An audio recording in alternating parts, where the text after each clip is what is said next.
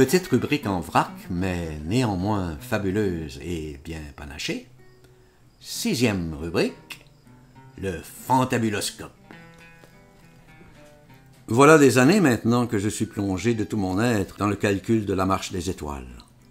Et c'est suite à un travail acharné et une persévérance héroïque qu'un beau jour se produisit enfin l'illumination. Je venais d'inventer une machine absolument prodigieuse, le fantabuloscope, machine grâce à laquelle il me sera loisible de voir toutes les splendeurs invisibles de l'univers. Ainsi, cette caravane mystique, chargée d'ineffables trésors, et qui file droit sur le soleil, avec cette voix qui chuchote. Set the controls for the heart of the sun. Set the controls for the heart of the sun. Set the controls for the heart of the sun. Mais, subodorant la possibilité d'un vilain traquenard, j'ai quitté illico le labyrinthe de mes pensées pour porter toute ma concentration sur l'énigmatique le cercle des 7 pierres. Et fort heureusement, car c'est ainsi que me fut révélée toute la subtilité de la mécanique des vainqueurs. Cependant, comme l'Orient soufflait des vents sournois venus des confins de la terre, je dus, à mes risques et périls, plonger dans de puissants champs électromagnétiques qui me transportèrent, après plein d'ineptes tribulations, au cœur de Sodome et Gomorrhe. Aïe, aïe, aïe, me dis-je, me voilà en proie à la fascination du pire, tout en éprouvant la très désagréable sensation d'être littéralement accumulé au pied du mur. Mais qu'à cela ne tienne, car l'avenir étant plus qu'incertain, il me fallait aller là où rien ne meurt, et c'est grâce aux visiteurs du soir que le pouvoir puissant du chant des sirènes parvint à ébranler les fondements même de mon être, et n'eût été d'une intervention divine inespérée, je crois bien que j'aurais sombré dans le grand sommeil définitif. Toutefois, c'est à l'hôtel des 2 anges que j'apprends, à ma grande stupéfaction, la chute de l'Empire américain, ce qui me plonge dans une certaine forme de mélancolie heureuse. Et c'est avec grand plaisir que je peux alors entendre, diffusées par la radio, les brillantes variations diabelli de mon cher Ludwig. Et c'est dans la brume brumeuse de mes rêves que mon âme, parfois, aspire à se perdre dans les merveilleux contes de la lune vague après la pluie. Ce qui évoquera toujours pour moi le temps où nous chantions sur des airs de sarabande baroque, des sérénades tristes et sentimentales dans la Sierra de Guadalajara. Cela étant dit, vu l'état des choses, tout le grand mystère des mathématiques modernes m'apparaissait de plus en plus comme une farce monumentale, car l'ignorance crasse me semblait de plus en plus florissante, et qui plus est, l'insignifiant de plus en plus fier de son ignorance triomphante. Ah là là! Sommes-nous condamnés éternellement à subir la loi de la jungle? Et c'est à cet instant critique qu'un apothicaire adipeux m'interpelle et tout en me proposant quelques concoctions bizarroïdes, se lance dans un discours plus ou moins confus sur la théorie du chaos, alléguant que dans le murmure des feuilles qui dansent, il est possible, grâce au regard oblique, de voir tous les dérèglements du monde, et que c'est par cette fenêtre sur l'univers qu'il serait aussi possible de soudoyer les impassibles gardiens du temps et ainsi d'en arriver à déjouer la mort. Aïe, aïe, aïe, me dis-je, voilà tout un charabia digne des plus beaux envols du nouvel âge. Et comme le dit si bien le dicton populaire, le chat est enfin sorti du lac. Et dès lors, je m'en fus, tout guilleret et sifflotant, tel un écolier qui buissonne. « Have a nice day !» me dis-je allègrement à moi-même. Et je me plaisais à m'imaginer passer un bel été avec Homère, à l'ombre des femmes, et devisant sur la mécanique des choses, ou bien des sonnets de Shakespeare, ou encore du royaume des cieux. Quand, subrepticement, des vents contraires apparentés aux magiciens des mensonges me déportèrent sur le domaine de la dernière tueuse de dragons, ce qui m'inspira l'obsédante tentation de m'esbigner à l'anglaise, et sans trop savoir pourquoi ni comment, cette perspective évoqua pour moi Aliénor d'Aquitaine. Peut-être eût-il été préférable de rencontrer Nosferatu, allez donc savoir. Enfin bref, je me sentais engagé sur un terrain plus que glissant. J'exécutai alors mon pas de deux d'une élégance époustouflante, et v'lan! Me voilà téléporté en Mandchourie, ou peut-être était-ce en Moldavie, je ne sais plus trop. Et là, un type à l'air louche me propose de l'aider à bâtir un barrage contre le Pacifique. Voilà entreprise quelque peu ambitieuse, me semble-t-il. Autant vouloir vider tout l'océan à l'aide d'un seau d'eau. Me revinrent alors à l'esprit mes principes de physique quantique, où par devers les particules élémentaires liées au commencement du temps, la relativité générale d'Einstein arrive à créer des liaisons dialectiques aboutissant à une nouvelle idéologie du hasard, et où la lumière fractionnée en ondes photoniques déploie immanquablement une grande nostalgie de l'absolu. Mais gare à vous, car des portes maléfiques guettent secrètement toute tentative de lucidité, et comme un bonheur n'arrive jamais seul, alors vaut mieux peut-être pour vous d'aller emprunter la rue des Blanches Portes, où vous pourrez vous faire tirer un daguerréotype, car seuls les plus braves peuvent tirer des plans sur la comète. C'est un peu comme vouloir changer 4 piastres pour un 30 sous. Cela en vaut-il vraiment la peine? Je vous le demande. Or, comme chacun le sait, l'espèce testiculaire et l'espèce ovarienne font partie des damnés de la Terre, et à ce titre, leur outrecuidance n'a pas de limite. Ainsi, leur « après nous le déluge » nous rappelle qu'il ne faudrait tout de même pas noyer le poisson, car le décompte mortel est maintenant bien enclenché, et qui sera l'artiste du désastre final? Enfin, est-il bon de rappeler ici, est-ce ainsi que les hommes vivent?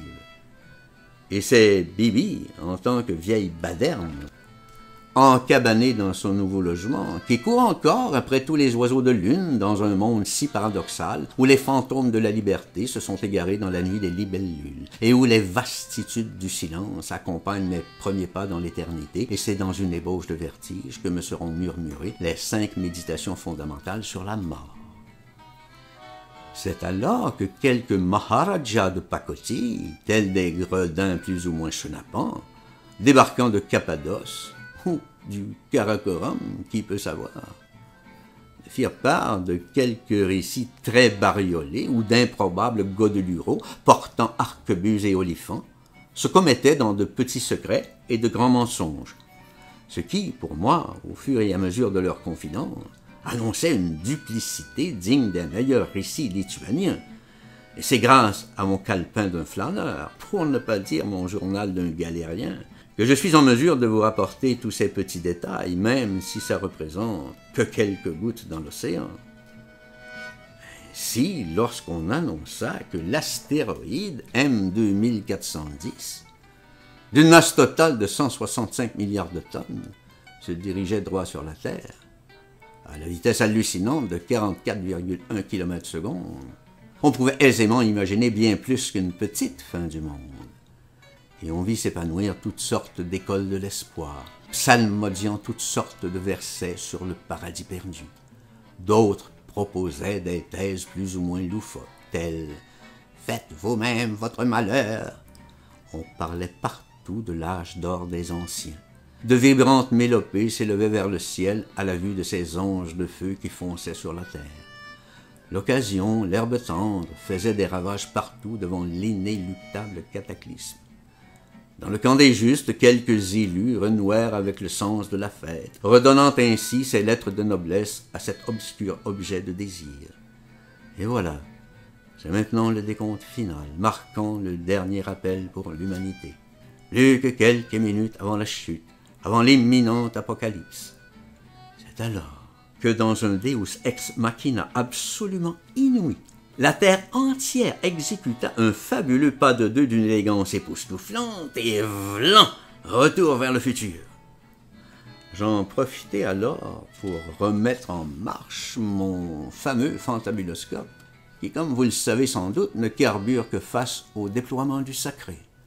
Et dès lors, m'échappant du cercle de fer et planant bien haut au-dessus de l'empire des illusions, j'allais récupérer mon beau soleil intérieur, qui diffusait une exquise chaleur bienfaisante dans tout mon château de verre, ce qui, très étrangement, évoqua pour moi la case de l'oncle Tom.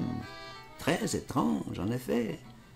Mais quel plaisir pour les yeux de pouvoir contempler toutes ces contrées invisibles, alors qu'une immense sensation de fortitude, un peu comme un gros câlin, se propageait dans tout mon corps. Longtemps, j'ai habité une auberge à Tokyo, question de me mettre à jour sur les nouvelles orientales. À cette époque, on pourrait sans doute qualifier de mon âge de fer. Je faisais bande à part et mes nuits se passaient dans d'interminables rondes où il m'arrivait fréquemment de croiser quelques jocris à la mine patibulaire et fortement en déficit du côté de la Jarniguane. Et c'est ainsi que de réminiscence en réminiscence et de capilotade en palinodie, je finis par aboutir au Hard Rock Café de Transylvanie, où une barcarolle absolument irrésistible fait moult ravages dans mes pensées, tout en faisant miroiter tout le charme puissant d'un néant très romantique. Mais tout cela, n'est-ce pas, est largement tributaire des lignes de faille qui fragilisent tous les chemins menant à la ville haute, celle qui rêve. Et pendant que la ville dort, les empereurs aux ombrelles trouées en ont profité pour faire main basse sur tous les génies, ces parangons de savoir. Et moi, tel un paladin impeccable, ayant une conscience aiguë de l'honneur perdu, et marc-boutant sur les architraves, et résistant à l'appel des bas-fonds, je mets en place mon plan d'attaque qui sera connu plus tard sous le nom de Mission Yeti. Sans hésiter une seconde, je fais appel au Citizen Kane, qui se présente à moi dahlia bleu à la boutonnière, et qui m'aborde avec cette énorme contrepétrie, pour le moins inattendue, vu les circonstances. Vaut-il mieux glisser dans la piscine ou pisser dans la glycine? Ah, je vois que vous lisez Blaise Cendrars. La main coupée, Moravagine. Voilà qui est bien, mais considérant la situation actuelle, vous devriez lire plutôt Lovecraft. Faites donc appel aux marcheurs du ciel. Ils s'y connaissent beaucoup en empereurs aux ombrelles trouées, et comme ils vivent la nuit, il leur sera loisible d'adopter le psaume rouge de la Révolution, alléguant que le solaire de la peur ne peut être assumé que par l'attrition des ibis rouges. Voilà. Seulement, toute cette maïeutique m'avait sensiblement épuisé. Toutefois, j'aurais voulu écrire la vie d'un homme inconnu, même si j'avais la désolante sensation d'avoir le dos au mur.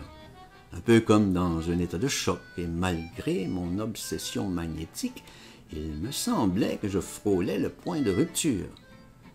Sans doute faudrait-il que je consulte le livre des noms pour y méditer sur quelques haïkus, et que pieds nus dans l'aube, je puisse me remémorer ces si belles histoires d'herbes flottantes. Et puis, évoquer la puissance discrète du hasard. Et puis, comme tout se fait et se défait tout seul, il n'y a qu'à laisser aller.